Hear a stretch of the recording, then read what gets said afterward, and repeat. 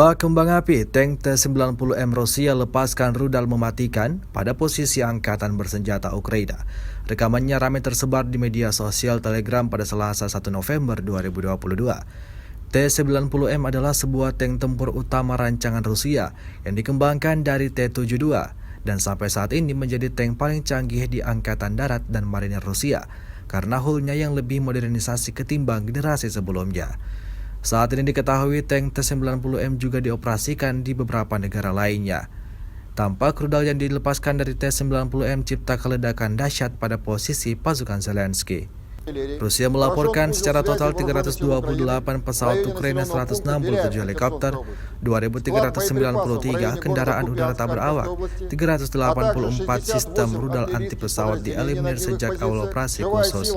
Sementara itu dari kubu Kiev, Kementerian Pertahanan Ukraina melaporkan 620 tentara Rusia dieliminir dalam 20